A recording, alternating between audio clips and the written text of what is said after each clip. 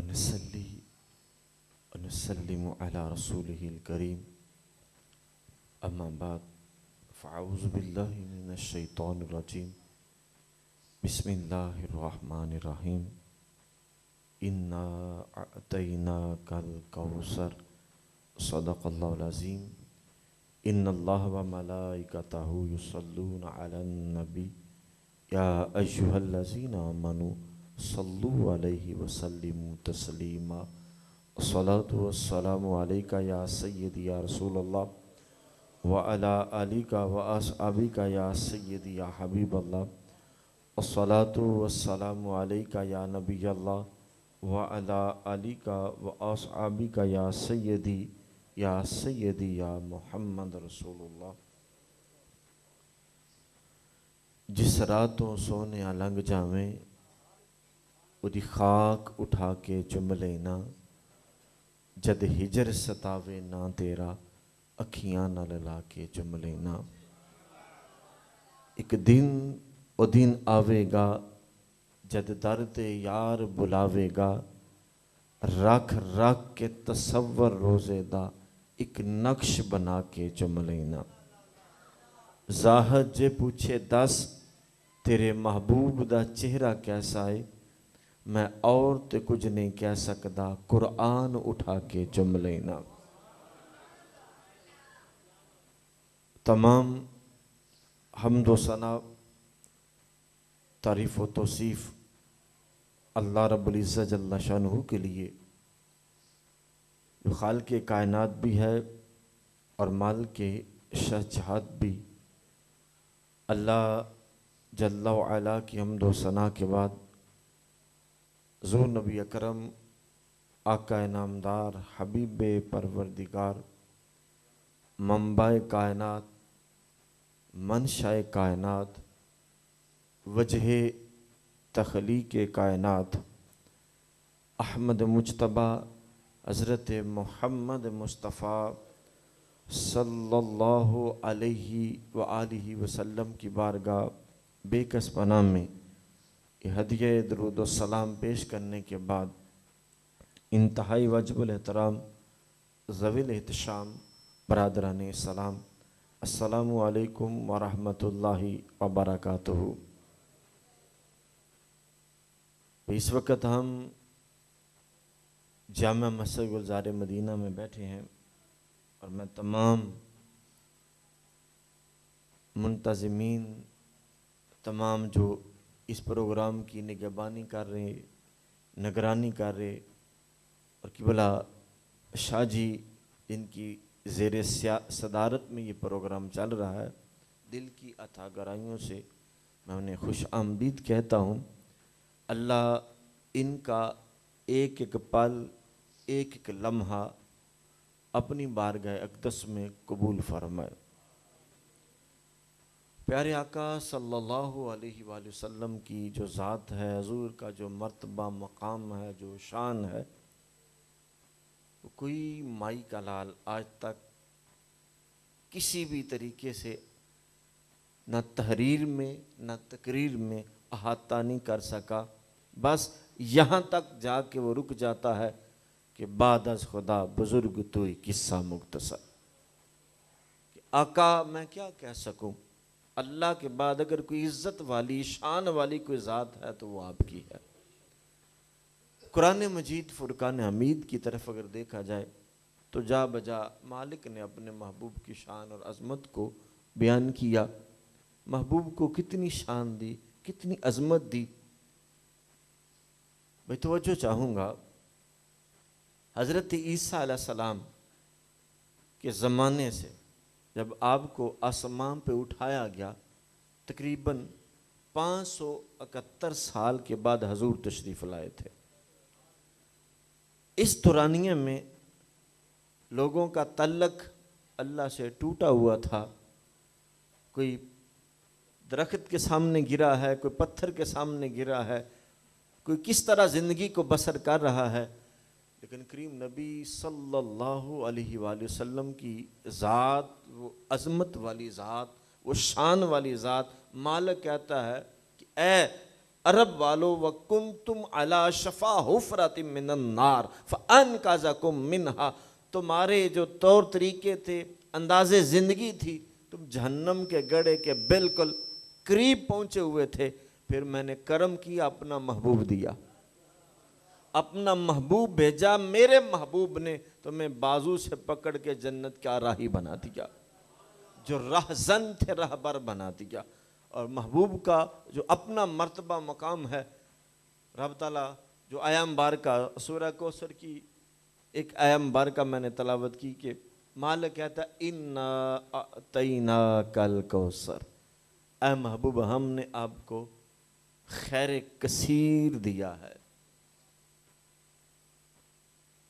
پوری کائنات کو اللہ قلیل کے لفظ سے ارشاد فرماتا ہے قرآن میں جگہ بجگہ کہ یہ دنیا قلیل ہے، لیکن جو محبوب کو دیا وہ قلیل نہیں، وہ کثیر ہے، بلکہ کثیر سے بھی کوثر ہے۔ اور جو ساری دنیا جو قلیل ہے، کوئی بندہ تو اس کو جو وہ اس کا احاطہ نہیں کر سکتا، جو جس کو اللہ قلیل کہے بندہ اس تک نہیں پہنچ سکتا، اور جو کثیر ہے پھر اس تک کون پہنچ سکتا ہے۔ اور اللہ نے اپنے محبوب کو کثیر سے بڑھ کر فرمایا اعطیناک الکوثر، جہاں ساری کثیریں جمع ہو جائیں میرے محبوب کا وہ مقام ہے۔ تو محبوب کو اللہ نے شان، عظمت، عزت، رفعت، مقام اتنا دیا کہ آپ بارہا سنتے ہیں کہ پیارے آقا کو اللہ نے اتنی شان دی۔ حضور فرماتے ہیں میں 6 سال کا تقریباً چھوٹی سی عمر تھی کہ اپنی والدہ ماجدہ کے ساتھ مکے میں جب نکلتا تو مکے کے پتھر مجھے سلام کہتے تھے، مکے کے پتھر مجھے سلام کہتے تھے۔ تو یارو جو پتھروں کا سلام سنے وہ میرا نبی ہے، جو اشارے سے درخت کو قدموں میں بلائے وہ میرا نبی ہے، جو کھاری کنویں کو میٹھا کرے وہ میرا نبی ہے، اشارے سے جو سورج کو واپس عصر کے وقت پہ پلٹا لائے وہ میرا نبی ہے، جس کے اشارے سے چاند 2 ٹکڑے ہو جائے وہ میرا نبی ہے، جابر کے بچوں کو زندہ جو کر دے وہ میرا نبی ہے، جو پتھروں کو کلمہ پڑھا دے وہ میرا نبی ہے۔ میرے نبی کی شان، میرے نبی کی عظمت اتنی بلند عظمت ہے، یہ حضور کا در ہے جہاں آدم کی آدمیت شرافت کی خیرات مانگتی ہے، حضور کا در ہے جہاں یوسف کا حسن کاسا لیے حسن کی بھیک مانگتا ہے، یہ میرے نبی کا در ہے کہ وہ یونس جیسا پیغمبر مچھلی کے پیٹ میں جس کے نام لے کے نجات پائے وہ میرا نبی ہے، وہ مصر کا شہنشاہ جس کے نام کے توسل سے بادشاہ بنے وہ میرا نبی ہے۔ اگر یوں سنو تو میرا نبی بے مثل ہے، میرا نبی بے مثال ہے، میں اپنے نبی کی ہم شان کیا بیان کر سکتے ہیں۔ میرا نبی وہ نبی ہے جہاں جا کے مقدر سنورتے ہیں، تقدیریں سنورتی ہیں، جہاں جا کر تقدیر کی بھی تقدیریں سنورتی ہیں۔ اوروں کو ملا ہے تو مقدر سے ملا ہے، ہم کو تو آقا مقدر بھی تیرے در سے ملا ہے۔ وہ سڑیاں کھجوراں اگا جاندائے، پتھراں نو کلمے پڑھا جاندائے، قطرے کو سمندر ذرے کو ستارہ کرتے ہیں، کونین میں خم آ جاتا ہے جب زلف سوارا کرتے ہیں۔ میرا نبی روح کائنات ہے جو اٹھے تو فلک کو عروج ملے، بیٹھے تو دھرتی کو سکون ملے، پسینہ آئے تو گلشن مہکنے لگے، لب ہلائے تو انادیل چہکنے لگے، جس کے چہرے سے صبح کو سویرا ملے، جس کی زلفوں سے شب کو اندھیرا ملے، جو اشارہ کرے تو آفتاب فک ہو جائے، جو انگلی اٹھائے تو مہتاب شک ہو جائے، جو سر اٹھا کے بولے قرآن بنتا جائے، جو سر جھکا کے بولے حدیث بنتا جائے۔ رخ جیسے اینے میں مصور جڑا ہوا، ماتھے کی ہر لکیر پہ قرآن لکھا ہوا، آواز جیسا ہو نغمہ فطرت چھڑا ہوا، آغوش جیسا ہو در کعبہ کھلا ہوا۔ تو میرے نبی کی شان اتنی بلند شان، اتنی بلند شان، میرے نبی کی شان اتنی بلند ہے، یہ کتنا گیا گزرا دور ہے، لیکن آج بھی اگر کوئی بندہ سچے دل سے نبی سے محبت کرے تو رب کا وعدہ ہے کہ جو میرے نبی سے محبت کرے وَرَفَعْنَا لَكَ ذِكْرَكَ، یعنی کہ محبوب تیرا ذکر، فرمایا محبوب تیرا ذکر تو ہم نے بلند کیا، جو تیرے قدموں سے جڑ جائے ہم نے اس کو بھی بلند کر دیا۔ اللہ اکبر، یا رسول اللہ، یا تو فرمایا اِنَّا آتَيْنَاكَ الْكَوْثَرَ۔ دوسرے مقام پہ فرمایا كُلًّا نَمِدُّ هَؤُلَاءِ وَهَؤُلَاءِ مِنْ عَطَاءِ رَبِّكَ۔ فرمایا محبوب سورہ بنی اسرائیل کے لفظ ہیں، پنجابی لوگ ہیں، اب ہم نے اپنے بزرگوں سے بڑوں سے یہ سنا کہ اللہ نے جنوں بھی دیتا ہے صدقہ محمد دیتا ہے۔ یہ قرآن کے لفظ ہیں، یہ قرآن کے لفظوں کا ترجمہ ہے۔ سورہ بنی اسرائیل 15واں پارہ، کُلًّا نَمِدُّ هَؤُلَاءِ وَهَؤُلَاءِ مِنْ عَطَاءِ رَبِّكَ وَمَا كَانَ عَطَاءُ رَبِّكَ مَحْظُورًا۔ محبوب ہم جس کو بھی دیتے ہیں ہم ہی دیتے ہیں، جو بھی کوئی مانگے ہم ہی دیتے ہیں، لیکن تیرا رب ہو کے دیتے ہیں، جس کا پنجابی ترجمہ یہی بنتا ہے کہ محبوب جسے بھی دیتے ہیں تیرے صدقے دیتے ہیں، تیرے صدقے ہی جھولیاں بھرتے ہیں۔ تو حضرات گرامی، اللہ نے محبوب کو وہ شان، وہ عظمت، وہ مرتبے دیے کہ جن لوگوں نے محبوب سے محبت کی، محبوب کے نام سے محبت کی، رب نے عزت دی، محبوب سے محبت کی، رب نے عزت دی، جہاں جہاں سے محبوب گزرے اللہ نے کتنی شانیں، کتنی عظمتیں دی۔ وہ محبوب فرمایا محبوب ہم نے آپ کو ہر معاملے میں خیر کثیر دیا، حسن دیا تو بے حساب و بے کمال، اگر اختیارات دیے تو وہ بھی محبوب بے حساب و بے مثال۔ حسن کی اگر بات کریں تو حضرت اماں حلیمہ سعدیہ، ان سے پوچھیں حضور کا حسن کیا ہے۔ حضرت حلیمہ سعدیہ کہتی ہیں جب میں محبوب کو لے کے اپنے علاقے میں آئی، قبیلہ بنو سعد، تو آپ فرماتی ہیں چونکہ حضور سونے اتنے تھے، حضور پیارے اتنے تھے کہ میں نہ دن کو باہر نکلتی نہ رات کو باہر نکلتی، بھوک لگتی، پیاس لگتی، محبوب کو دیکھ لیتی، محبوب کو چوم لیتی، بھوک بھی جاتی رہتی، پیاس بھی جاتی رہتی۔ وہ حلیمہ سعدیہ کہتی ہیں کہ ایک دن کیا ہوتا ہے، قبیلہ بنو سعد کی جتنی بھی اور دائیاں میری سہیلیاں تھیں ساری اکٹھی ہو کے آ گئیں، اور کیا کہتی ہیں، کہتی ہیں اے سعدیہ ہمیں ایک بات بتا، تو اتنی غریب تھی کہ تیرے گھر میں کبھی رات کو بھی دیا نہیں جلتا تھا، لیکن ہم دیکھ رہی ہیں کہ تیرے گھر سے رات کو بھی روشنیاں نکلتی ہیں اور دن کو بھی روشنیوں کے نور نکلتے ہیں۔ اے حلیمہ وہ کون سا خزانہ تیرے ہاتھ آ گیا ہے کہ تو نہ دن کو دیا بجھاتی ہے نہ رات کو دیا بجھاتی ہے؟ تو حلیمہ سعدیہ کیا کہتی ہیں؟ حلیمہ کہتی ہیں آ جاؤ میرے ساتھ۔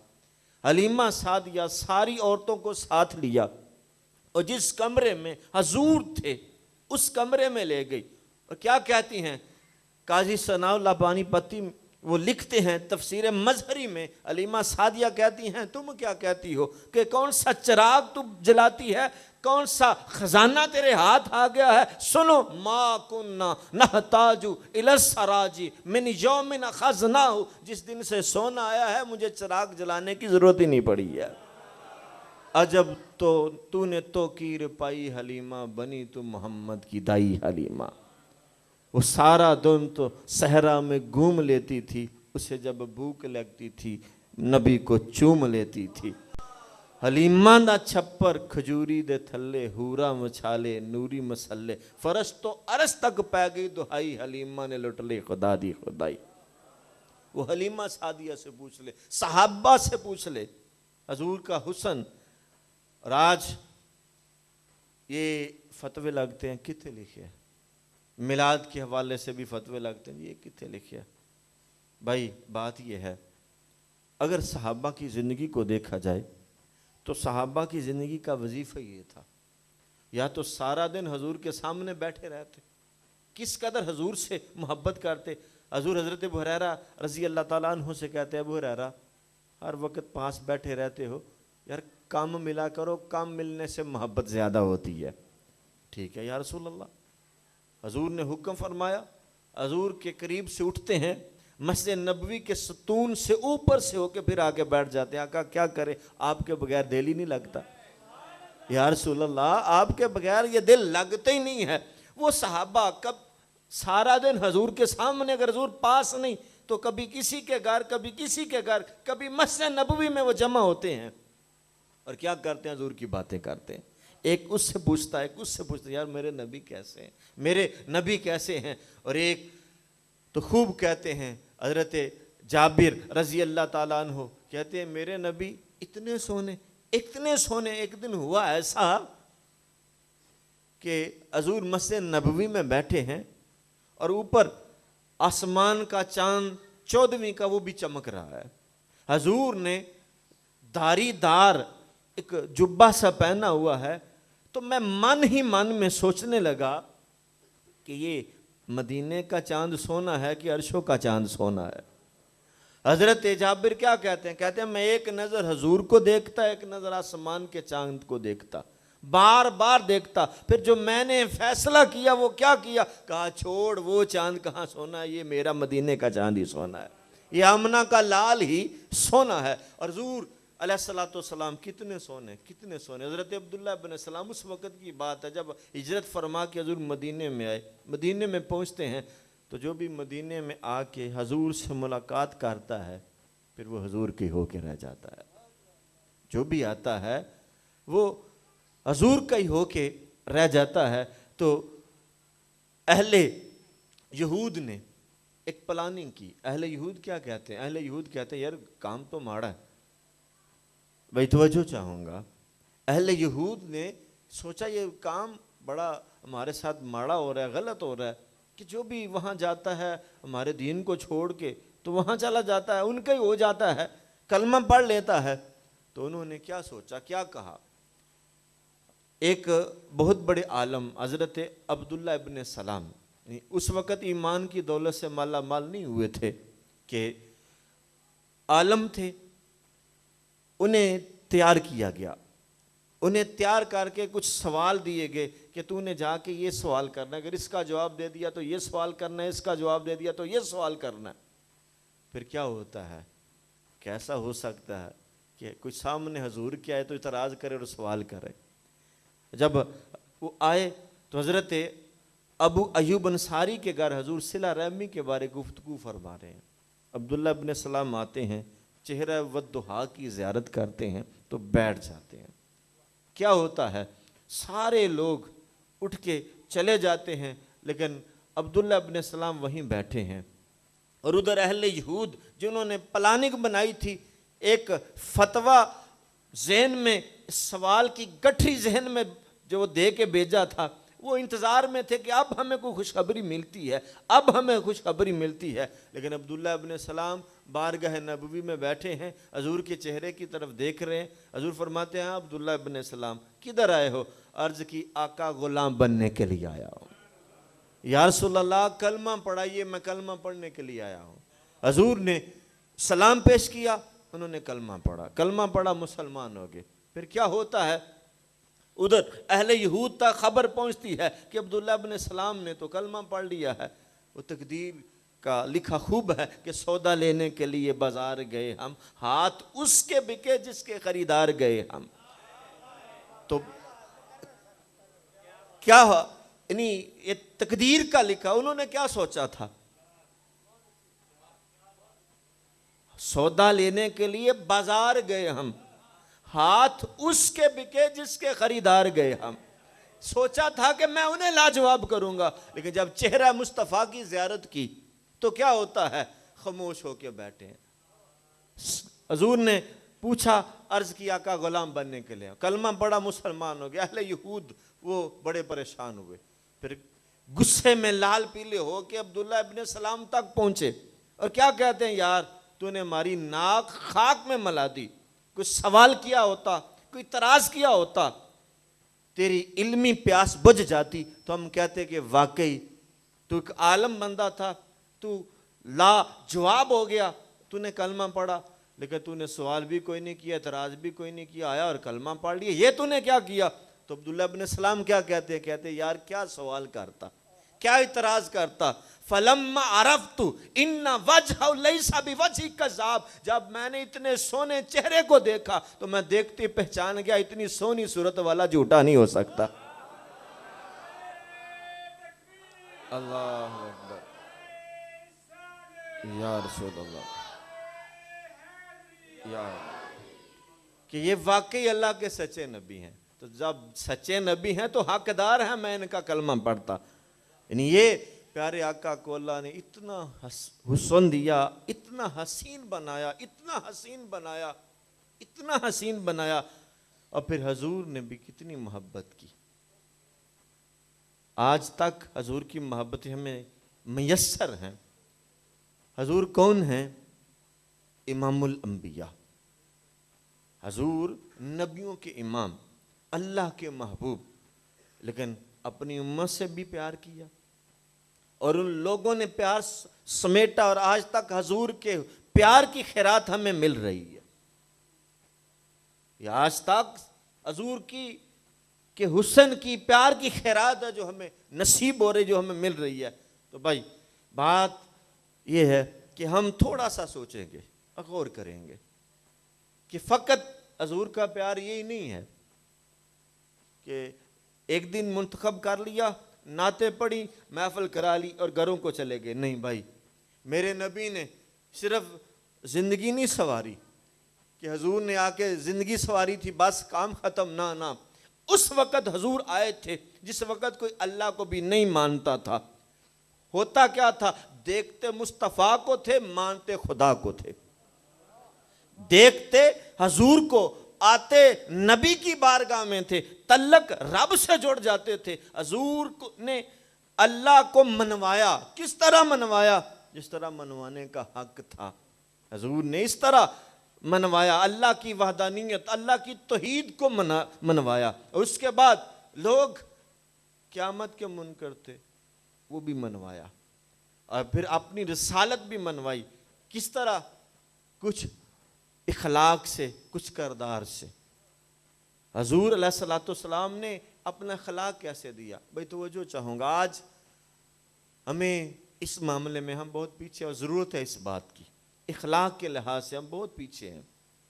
اور ایک عجیب معاملہ، ابھی جو ہمارے ساتھ ساتھی تھے وہ دیکھتے ہیں کہ یہ پچھلا گاؤں، اور تقریباً ہر جگہ یہ معاملہ ہے، گھر میں شادی ہے، وہاں ہم یعنی صبح شادی تو اس وقت جو ایک بڑی غلط رسم جسے رسم حنا کہا جاتا ہے، بھائی میرے نبی کا یہ دین نہیں ہے، میرے نبی کا یہ پیغام نہیں ہے۔ اگر ہم مسلمان ہیں تو ہمیں سوچنا ہوگا کیا ہوتا ہے یہ جی رسم حنا۔ چاچا ناراض ہے اس کو مناؤ، ماما ناراض ہے اس کو مناؤ، کوئی عزیز ناراض ہے تو سب کو منایا جاتا ہے۔ اس کے بعد کیا کیا جاتا ہے؟ ہم اپنا محاسبہ کریں۔ اس کے بعد کیا کیا جاتا ہے؟ سارے جو ناراض رشتے ہیں انہیں مناؤ، اور سب کو مناؤ، اللہ اور اللہ کے رسول کا ناراض کر لو۔ کہاں لکھا ہے؟ ہم کیسے مسلمان؟ ہم نے یہ چیز اپنے اوپر واجب کر لی ہے کہ غریب ہے امیر ہے، ہم نے کہا نہ، صبح بیٹے کی شادی ہے تو یہ شادی ہضم نہیں ہوتی جب رات کو میں اللہ اور اللہ کے رسول کو ناراض نہ کر لوں۔ ہمیں اس معاملے میں سوچنا ہوگا اور اپنا محاسبہ کرنا ہوگا۔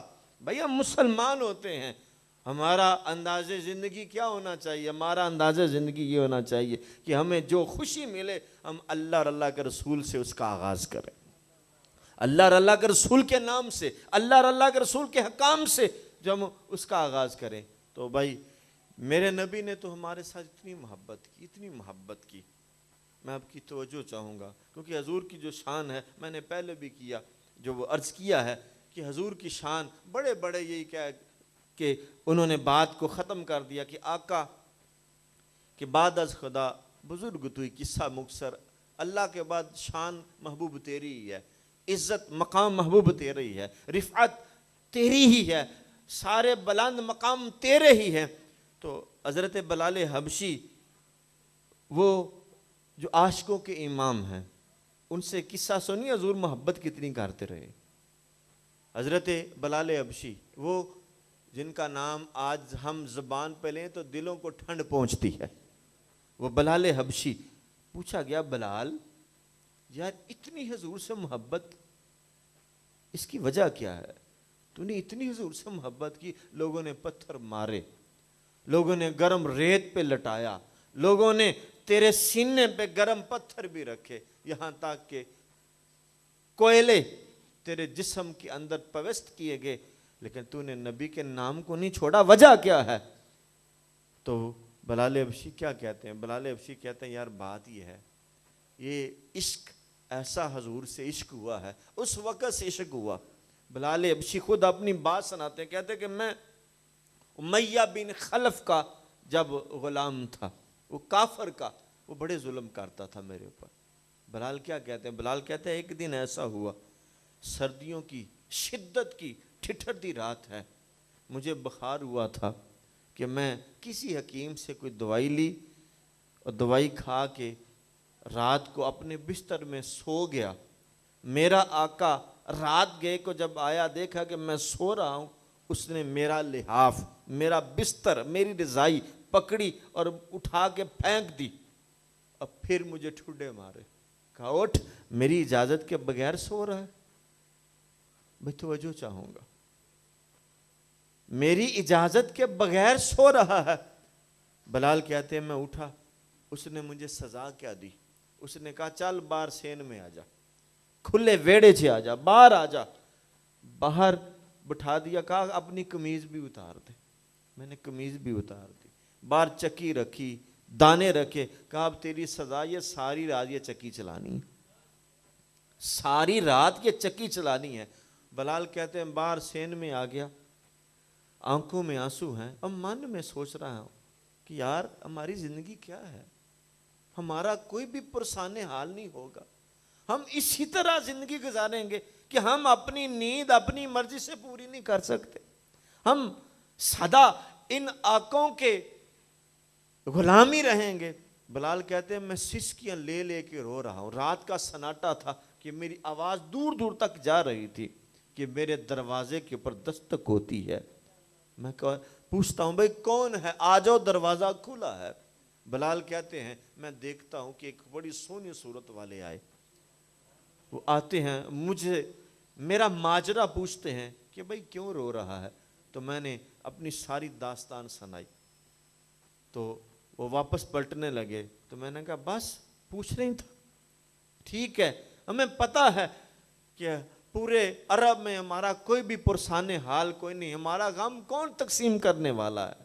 لیکن وہ واپس چلے گئے، تھوڑی دیر کے بعد آتے ہیں، ہاتھ میں دودھ کا پیالہ ہے، دودھ کا پیالہ مجھے دیا، کہا او بھائی جا تو آرام کر، کہا یہ میرے آقا نے ڈیوٹی لگائی ہے، اگر میں یہ ڈیوٹی نہ دی تو وہ مجھے پتہ نہیں صبح کتنی سخت سزا دے گا، کہا چل تو لیٹ جا، تیرے حصے کا کام میں کرتا ہوں۔ بلال کیا کہتے ہیں؟ بلال کہتے ہیں میں ساری رات سویا رہا کیونکہ بخار تھا، مجبور تھا، اور وہ ساری رات میرے حصے کی چکی چلاتے رہے۔ بلال کہتے ہیں اگلی رات پھر ایسا ہوا کہ وہ پھر دودھ کا پیالہ لے کے آئے، کہا چل تو پی کے سو جا، تیرے حصے کا کام میں کرتا ہوں۔ پھر ساری رات وہ چکی چلاتے رہے، سحری کا وقت قریب آیا، مجھے جگایا، کہا اٹھ بھائی اپنا کام سنبھال لے، میں جا رہا ہوں۔ بلال کہتے ہیں تیسری رات بھی ایسا ہوا کہ وہ پھر دودھ کا پیالہ لے کے آئے، مجھے دیا، کہا بھائی تو پی اور سو جا، تیرے حصے کا کام میں کرتا ہوں۔ بلال کیا کہتے ہیں؟ بلال کہتے ہیں میں سو گیا پر سوچنے لگا، مجھے نیند بھی آ گئی، سحری کے وقت جب انہوں نے اٹھایا واپس جانے لگے، پھر میں قدموں میں لپٹ گیا، قدموں سے میں نے ہاتھ باندھے، کہا اے بندہ نواز آپ ہیں کون؟ جہاں کوئی کسی غریب کو پوچھنے والا کوئی نہیں، کوئی غلام کا حال پوچھنے والا کوئی نہیں، اے اللہ کے بندے تو کون ہے؟ اے نیک بخت تو کون ہے؟ اس قدر محبت، اس قدر پیار۔ تو بلال کیا کہتے ہیں؟ بلال کہتے ہیں انہوں نے کہا میں ہی ہوں وہ جنہیں لوگ محمد کہتے ہیں صلی اللہ علیہ وسلم، کہا میں نبی آخر الزمان ہوں، میں محمد عربی صلی اللہ علیہ وسلم ہوں۔ تو بلال کہتے ہیں پھر وہ دن گیا اور یہ دن آیا، پھر بلال کے سینے سے آقا کی محبت کون نکال سکتا ہے؟ یارو میرے نبی کتنی محبت کرتے ہیں، میرے نبی کتنا پیار کرتے ہیں۔ سنو جب قرآن کی آیہ مقدسہ نازل ہوتی ہے، جب قرآن اترتا ہے تو ایک آیہ مبارکہ نازل ہوتی ہے وَإِن مِّنكُمْ إِلَّا وَارِدُهَا، کہ اے محبوب آپ کا ہر امتی پل صراط سے گزارا جائے گا۔ بھئی میں توجہ چاہوں گا، اے محبوب آپ کا ہر امتی اس کو پل صراط سے گزارا جائے گا۔ پل صراط کیا ہے ہمیں کیا پتا، لیکن حضور تو اس کی حقیقت کو جانتے ہیں۔ جب یہ آیہ مبارکہ نازل ہوئی، صحابہ کہتے ہیں کہ حضور ہمارے درمیان موجود تھے کہ حضور کی آنکھوں میں آنسو آنا شروع ہو گئے، حضور رونا شروع کر دیا، آنسو بہانے شروع کر دیے، اور پھر تھوڑی دیر کے بعد حضور وہاں سے اٹھتے ہیں تو کہیں چلے جاتے ہیں۔ تو ہم نے سوچا کہ شاید حضور قضائے حاجت کی وجہ سے کہیں گئے ہیں تو آ جائیں گے ابھی، لیکن ہم نے دیکھا کہ شام ہو گئی، رات کے اندھیرے چھا گئے لیکن حضور نہیں آئے۔ ہم بڑے پریشان ہوئے کہ چاروں طرف دشمن ہے، کہیں کوئی حضور کو گزاند نہ پہنچائے، کوئی تکلیف نہ پہنچائے۔ ہم نے حضور کو ڈھونڈنا شروع کر دیا۔ پھر صحابہ کہتے ہیں کہ ہم نے ساری رات حضور کو ڈھونڈا، حضور نہیں ملے، اگلا دن گزر گیا، حضور نہیں ملے۔ المختصر 3 دن 3 راتیں صحابہ کہتے ہیں ہمیں پتا ہم نے کیسے گزاری، کہ ہمارا تو ایک لمحہ بھی حضور کے بغیر جی نہیں لگتا تھا۔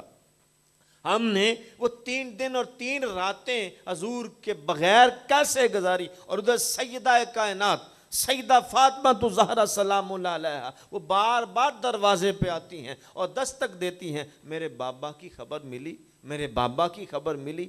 تو پھر صحابہ کہتے ہیں کہ تیسرا روز تھا کہ صحابہ کی ایک ٹولی جبل صلاح کی طرف، جسے آج غار سجدہ کہا جاتا ہے، اس غار کی طرف ایک ٹولی جاتی ہے۔ تو وہاں ایک چرواہا بکریاں چرا رہا ہے۔ تو ہم نے پوچھا او اللہ کے بندے، تو نے یہاں کسی کو دیکھا ہے؟ کہا کس کو؟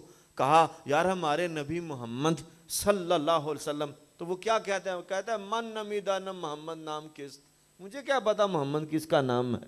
کہا یار وہ ہمارے آقا، ہمارے نبی، ہماری جان ہے، ہمارے ملجا و ماوا ہیں، تم نے نہیں دیکھا؟ کہا نہیں میں نے نہیں دیکھا۔ ہاں ایک بات ہے، اس غار میں کوئی رونے والا رو رہا ہے۔ وہ کیا کہتا ہے؟ نالا یا امتی، نالا یا امتی۔ وہ چرواہا کہتا ہے یہ آواز آتی ہے یا امتی یا امتی۔ اور میں ایک اور وجہ سے بھی پریشان ہوں، وہ یہ کہ 3 دن ہو گیا میں اپنی بکریاں کو لاتا ہوں، میری بکریاں کچھ نہیں کھاتی کچھ نہیں پیتی، اسے غار کے ارد گرد حلقہ بنا کے بیٹھ جاتی ہیں، اور شام کے وقت زبردستی اٹھا کے انہیں لے کے جاتا ہوں۔ اور پھر اس سے بڑا میں حیران اس وجہ سے ہوتا ہوں، کھایا کچھ نہیں پیا کچھ نہیں، پیٹ بھی بھرا ہوا ہے، دودھ آگے سے بھی زیادہ ہے۔ تو صحابہ کہتے ہیں یہ تو پھر ہمارے آقا کی نشانی ہے۔ صحابہ آگے بڑھتے ہیں، حضرت ابو بکر صدیق رضی اللہ تعالیٰ عنہ آپ آگے بڑھتے ہیں، کیا دیکھتے ہیں کہ غار سجدہ ہے، نکیلے پتھر ہیں، اور وہ ریشم سے نرم پیشانی پیارے آقا محمد عربی صلی اللہ علیہ وسلم کی ہے۔ حضور نے اپنی پیشانی پتھر وہ سنگ ریزوں پہ رکھی ہوئی ہے، اور امتی امتی کے لفظ بلند ہیں، آنکھوں میں آنسو ہیں۔ ابو بکر صدیق رضی اللہ تعالیٰ عنہ کہتے ہیں میں آگے بڑا، ہاتھ باندھے، اے آقا سر اٹھائیے، اے آقا سر اٹھائیے، آپ کا رب آپ کا معاملہ آسان کرے گا۔ تو کہا نہیں اے ابو بکر، جب تک میرا رب نہیں نہ مانے گا میں سر نہیں اٹھاؤں گا۔ ابو بکر صدیق کہتے ہیں میں نے بار بار کہا، مجھے یہی کہا ابو بکر چپ کر جا، جب تک میرا رب نہیں مانے گا امت کے معاملے میں سر نہیں اٹھاؤں گا۔ المکثر پھر کیا ہوتا ہے، یہ خبر سیدہ کائنات تک پہنچتی ہے۔ سیدہ پوچھتی ہے میرے بابا کی خبر ملی؟ ہاں سیدہ فلاں فلاں غار میں حضور نے سر سجدے میں رکھا ہوا ہے، سر نہیں اٹھا رہے۔ کہا اچھا چلو مجھے لے چلو۔ سیدہ کائنات عورتوں کے ایک جھنڈ میں حضور کے پاس تشریف لاتی ہیں، صحابہ رستہ چھوڑ دیتے ہیں، تو سیدہ کائنات آ کے کیا کہتی ہیں؟ سیدہ کائنات آپ آگے آتی ہیں، کہتی ہیں باپ سر اٹھائیے دیکھو تو صحیح کون آیا ہے۔ آپ کی لاڈلی فاطمہ آئی ہے۔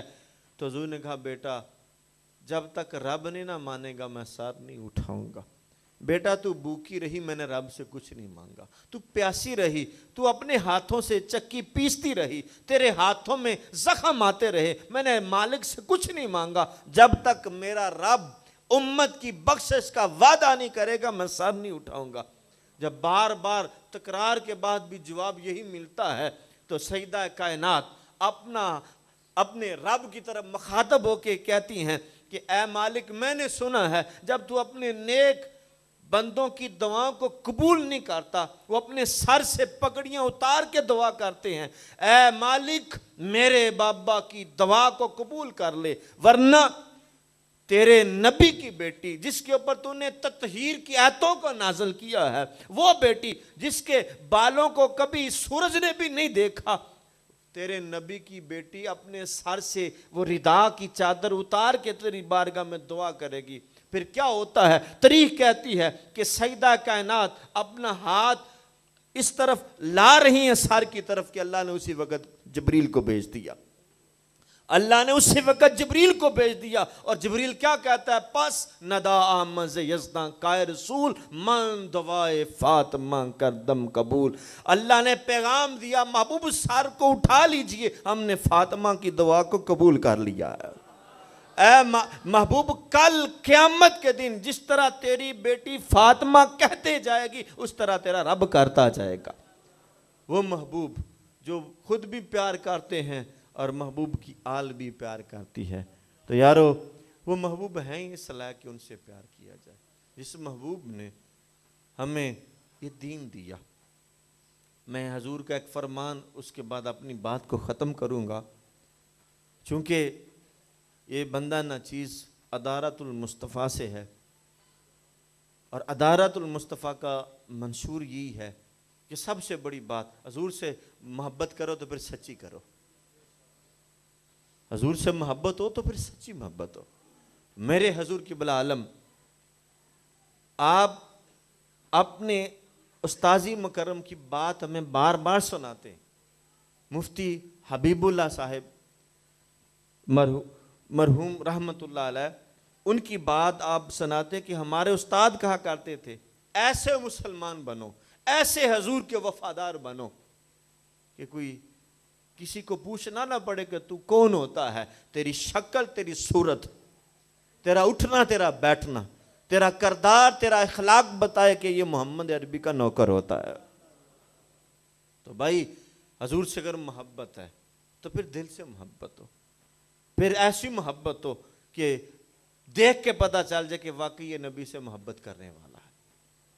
میرے نبی نے زندگی بھی سواری، میرے نبی نے آخرت بھی سواری، اور میرے نبی نے جو ہمیں پیغام دیا ہے، میرے نبی صلی اللہ علیہ وآلہ وسلم نے بار بار فرمایا، کبھی کسی معاملے میں کبھی کسی معاملے میں، تو میرے پاک نبی نے ایک بات بتائی، حدیث تو لمبی ہے لیکن اختصار سے عرض کروں گا۔ حضور نے فرمایا 7 بندے ایسے ہوں گے، سابعۃ یظلھم اللہ فی ظلہ یوم لا ظل الا ظلہ، کل قیامت کے دن جب کسی سایہ کا سایہ نہیں ہوگا، 7 خوش نصیب وہ ہوں گے جنہیں اللہ اپنے عرش کا ٹھنڈا سایہ عطا فرمائے گا۔ اللہ سے دعا کریں کہ وہ 7 لوگوں میں سے ہم بھی ہو جائیں، وہ آسان سی بات ہے۔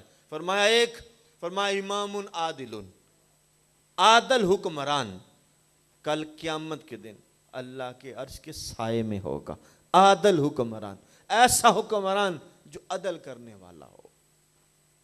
ایسا نہیں ہے کہ جس کے پاس حکمرانی آ جائے تو وہ اپنی مرضی کرے، اور پھر بالخصوص اگر ہم دیکھیں، ہم جس خطے میں رہتے ہیں پاکستان، یہ وہ خطہ ہے، حضور بابا جی خادم حسین رضوی رحمت اللہ علیہ، اللہ کروڑ رحمتوں کا نزول ان کے مزار اقدس پہ نازل فرمائے۔ آپ بار بار کیا کہتے تھے؟ بار بار یہی کہتے تھے، آپ تو وہ شعر بھی پڑھا کرتے تھے کہ پاکستان کا مطلب کیا، کہ ہم نے کس مقصد کے لیے پاکستان بنا، اور آج تک کن حکمرانوں کے ہاتھوں میں یہ آیا اور وہ کیا کیا کرتے رہے اس کے ساتھ، لیکن اللہ کے نبی فرماتے عادل حکمران، ایسا حکمران جو عدل کرے، اور جو عدل کرتا ہے ان کا نام آج تک زندہ ہے۔ محمود غزنوی حاکم ہوئے ہیں، آج تک ان کا نام باقی ہے۔ وہ بڑے بڑے کام بھی سنجیدگی سے کرتے اور چھوٹے چھوٹے کام بھی سنجیدگی سے کرتے۔ ایک بڑھیا عورت ان کے پاس آتی ہے اور کہتی ہے اے سلطان، میں آپ کے پاس ایک شکایت لے کے آئی ہوں۔ کہا جی کیا ہے؟ کہا میں بوڑھی ہوں اور میرے گھر میں میری ایک جوان بیٹی ہے، آپ کا بھتیجا ہمارے گھر میں گھس آتا ہے زبردستی، اور یہ بات ہمیں بالکل گوارا نہیں ہے، آپ اسے سمجھائیے، اس کا کچھ کیجئے۔ تو سلطان محمود کیا کہتے ہیں؟ آگے سے جھڑکا نہیں ہے، کہا بڑی بھی اب دوبارہ اگر ایسا کوئی وقت آیا تو اس انداز کے ساتھ اس دروازے سے تو نے میرے پاس آ جانا ہے، پھر آ کے مجھے خبر دینی ہے۔ وہ عورت جب دوبارہ پھر کبھی وہ آیا، عورت جلدی سے سلطان محمود کے پاس گئی، کہا آج پھر آپ کا بھتیجا آیا ہے۔ تو سلطان محمود غصے کے ساتھ اٹھتے ہیں اور کہتے ہیں کہ آپ جلدی اندر جائیے اور جا کے چراغ بجھا دیجیے۔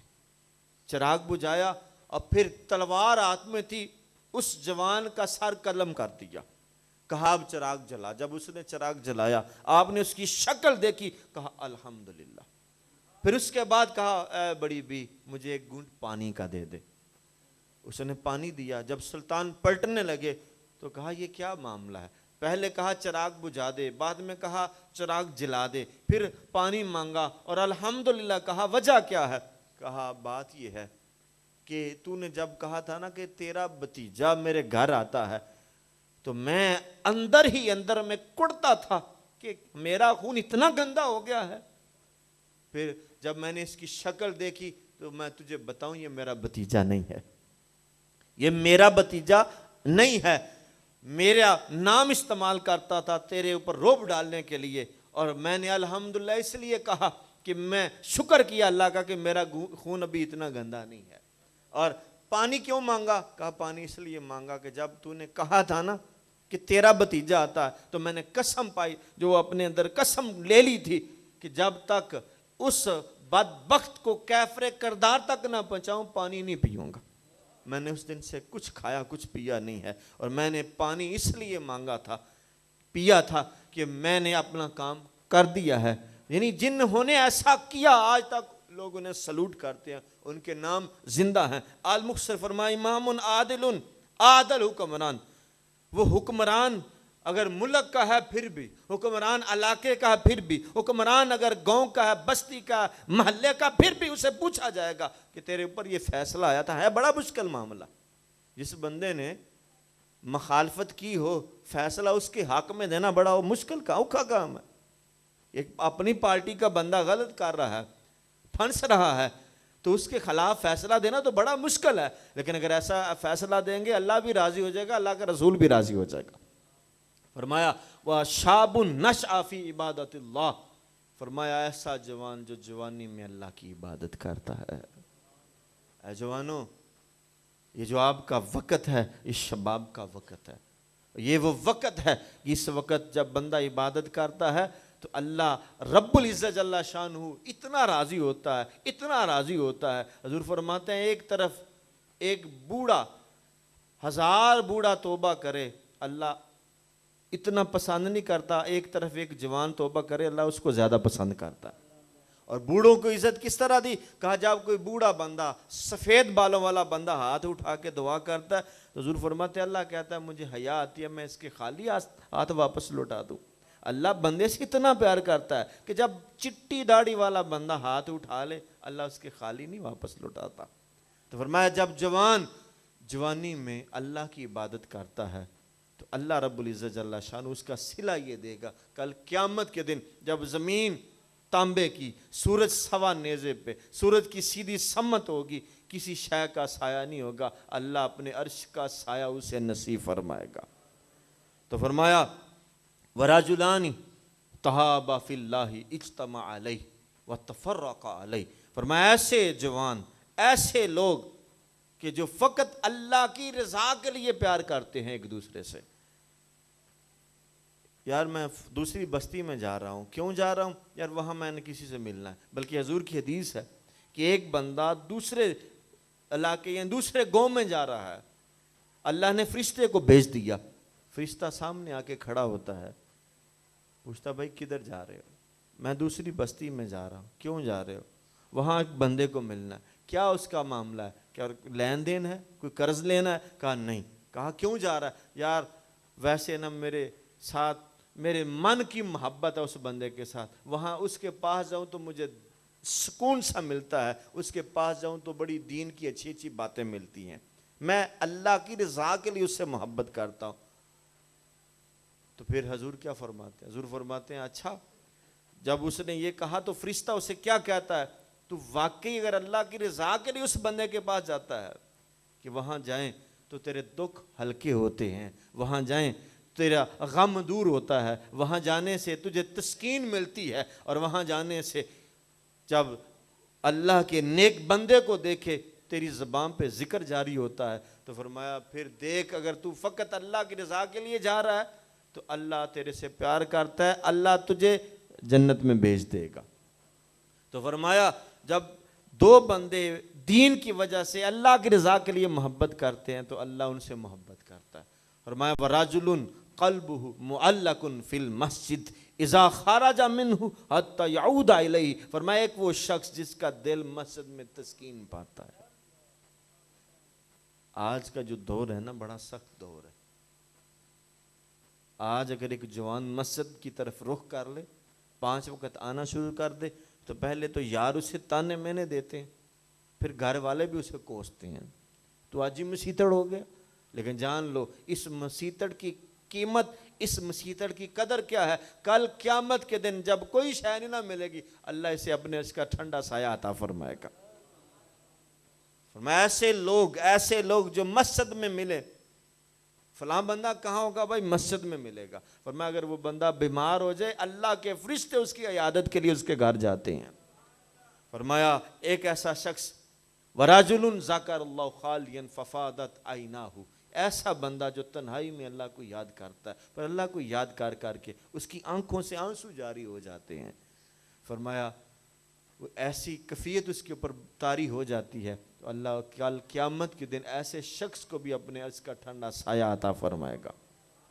اور فرمایا وَرَجُلٌ دَعَتْهُ امْرَأَةٌ ذَاتُ حَسْبٍ وَجَمَالٍ فَقَالَ إِنِّي أَخَافُ اللَّهَ. ایسا شخص بھئی میں توجہ چاہوں گا. فرمایا ایسا شخص جسے ایک عورت دعوت گناہ دے, اور عورت بھی کوئی عام نہیں, فرمایا ذات حسب و جمال, یعنی سونی خوبصورت اور عالی گھرانے کی عورت ہو, دعوت گناہ دے اور وہ آگے سے کہ انی اخاف اللہ, نہ بھائی میں اپنے اللہ سے ڈرتا ہوں, میں اپنے مالک سے ڈرنے والا ہوں. یہ بڑا مشکل مرحلہ ہے, بڑا مشکل کام ہے, لیکن اس کا صلہ بھی دیکھو, اس کی جزا بھی دیکھو. حضور فرماتے ہیں بنی اسرائیل میں ایک شخص بہت بڑے باغ کا مالک تھا. کیا ہوتا ہے, ایک عورت بڑی لاچار بیوہ عورت بچوں کی بھوک کی وجہ سے پریشان ہے, اس کے پاس آتی ہے کہ تجھے اللہ نے بڑا دیا ہے, مجھے کچھ دے میں اپنے بچوں کے لیے لے جاؤں. تو اس نے کہا بھئی ایک ہی شرط ہے, تم میری تسکین کر دے تو جو تم مانگے گی لے جائے. تو وہ عورت نیک تھی, پارسا تھی, کہا میں ایسا نہیں کر سکتی. کہا پھر ٹھیک ہے, لیکن بچوں کی بھوک کی وجہ سے مجبور ہوگی. اس نے کہا ٹھیک ہے میں تیرے ساتھ یہ جرم کرنے کو تیار ہوں. لیکن کیا ہوتا ہے جب وہ راضی تو ہوگی, لیکن جب وہ تنہا ہوئے تو اس عورت کا جسم کانپ رہا ہے. جب اس کا جسم کانپ رہا تو اس عورت نے کہا دروازہ بند کر دیا ہے؟ اس نے کہا ہاں میں نے دروازہ بند کر دیا. تو کہا تو پھر کیوں کانپ رہی ہے جب میں نے دروازہ بھی بند کر دیا؟ کہا دنیا کا دروازہ بند کر دیا ہے, پھر عرش کا دروازہ بھی بند کر دے کہ رب بھی نہ دیکھے. حضور فرماتے ہیں جب اس عورت نے یہ لفظ بولے اس شخص کے اوپر بھی ایک ایسا خوف طاری ہوا, اس نے بھی سچی توبہ کر لی. حضور فرماتے ہیں اس عورت اس مرد کو اللہ نے دونوں کو بخش دیا. امام یافی روضۃ الریاحین میں لکھتے ہیں کہ ایک شخص تھا, ایسا شخص کہ ساری زندگی اس کے جسم سے مشک اور عنبر کی خوشبو آتی رہی, اور اللہ کی کرنی ایسے ہوئی کہ جب وہ بندہ فوت ہو اس کی قبر کی مٹی سے بھی خوشبو آتی تھی. امام یافی کہتے ہیں, بھئی توجہ ہے نا, امام یافی کہتے ہیں کہ ایک دن ایسا ہوا کہ اس جوان کے پاس چند لوگ گٹھے ہوئے. کہا یار کیا بات ہے, ہم بڑی اچھی اچھی خوشبو لگاتے ہیں لیکن تیری خوشبو کا اپنی مزہ ہے, تو کون سی خوشبو استعمال کرتا ہے, وجہ کیا ہے؟ دن ہو رات ہو, صبح ہو شام ہو, دوپہر ہو سردی ہو گرمی ہو, تیرے سے بڑی اچھی خوشبو آتی ہے, وجہ کیا ہے؟ تو شخص نے جو وجہ بتائی, بھئی بالخصوص میں اپنے جوانوں کی توجہ چاہوں گا. اس بندے نے کیا بات بتائی؟ کہا بات اس طرح ہے کہ جب میں جوان تھا, پورا شباب جوبن پہ تھا, تو میں اپنے باپ کی دکان پہ کبھی کبھار کھڑا ہوا کرتا تھا. میرا باپ وہ کپڑا بیچتا تھا اور مجھے کہتا تھا کہ یار آ جایا کر, کبھی کبھی تجھے بھی ٹانگ وال آ جائے گا, آنے والے وقت میں تو نہیں کرنا ہے. تو کہتے ہیں کہ ایک دن ایسا ہوا کہ میرا باپ دکان پہ نہیں ہے, میں اکیلا تھا. دو عورتیں آئیں, انہوں نے میرے سے کافی زیادہ کپڑا لے لیا. جب کپڑا لے لیا تو کہا بھئی اب یہ گھر کون چھوڑ کے آئے گا, اگر ہم تجھے اتنے پیسے دیں تو یہ کپڑا میرے گھر ہمارے گھر چھوڑ دے. کہتے کہ میں مزدور بنتا تھا, میں مزدوری سے غرض تھی. کہا جی ٹھیک ہے میں چھوڑ آتا ہوں. پھر کیا ہوتا ہے کہ میں نے کپڑا اٹھایا, پیسے طے کیے, جب وہ مجھے لے کے گئی تو بڑا عالی شان مکان وہاں مجھے لے گئیں.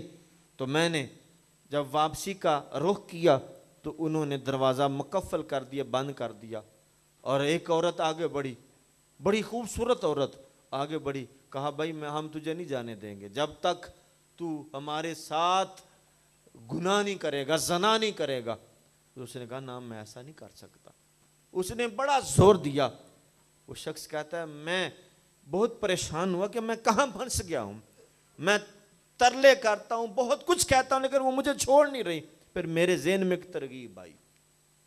میں نے کہا اچھا میں تیری مانتا ہوں, لیکن ایک بات میری مانو, مجھے پہلے واش روم جانے دو, مجھے حاجت ہے, میں حاجت سے جب واپس پلٹوں گا تو تمہاری بات کو مان لوں گا. انہوں نے کہا جی ٹھیک ہے. تو وہ جوان کیا کہتا ہے؟ وہ کہتا ہے کہ میں وہاں گیا, جو اس وقت کا واش روم تھا, میں نے وہاں پخانہ کیا اور اپنا پخانہ اپنے ہاتھوں کے ساتھ اپنے جسم پہ مال لیا. اپنا پخانہ اپنے ہاتھوں سے اپنے جسم پہ ملا, اور پھر اسی حالت میں باہر آ گیا.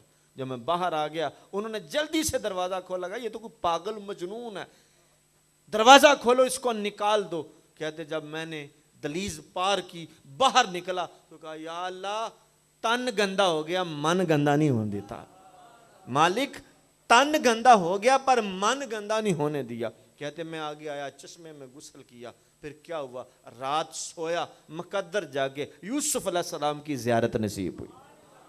پھر یوسف علیہ السلام نے اپنا ہاتھ میرے جسم پہ ملا, پھر میرے جسم سے یہ مشک اور عنبر کی خوشبو آتی رہی.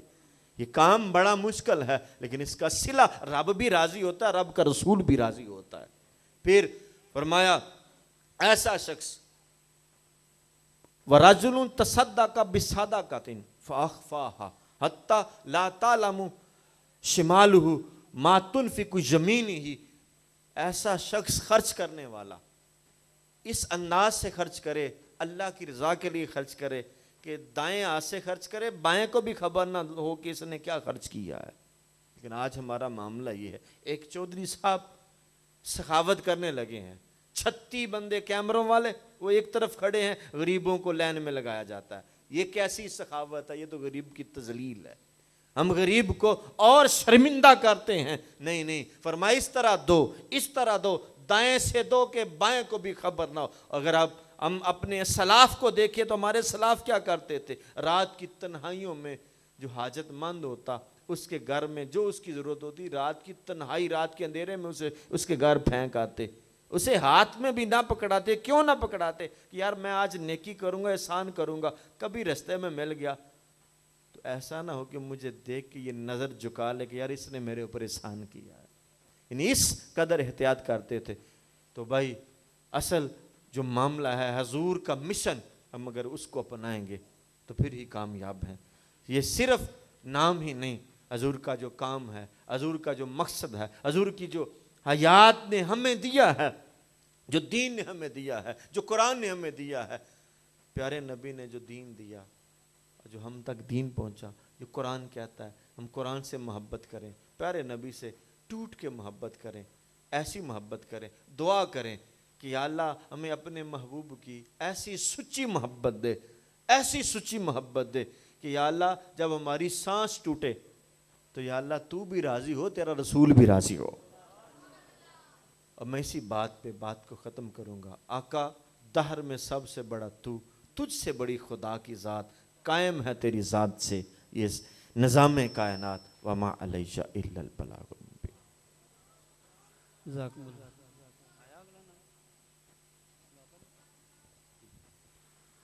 نعرہ تکبیر، انج نہیں میرے ویر، نعرہ تکبیر، نعرہ رسالت، دونوں ہاتھ اٹھے، نعرہ رسالت، نعرہ تحقیق، نعرہ حیدری، سرکار کی آمد، منٹھار کی آمد، دلدار کی آمد، سالار کی آمد، سردار کی آمد، نعرہ حیدری۔ حضرات دیوکار، اب بلا تاخیر وقت کی نزاکت کو دیکھتے ہوئے ثنا خان مصطفیٰ کو دعوت نعت دے رہا ہوں۔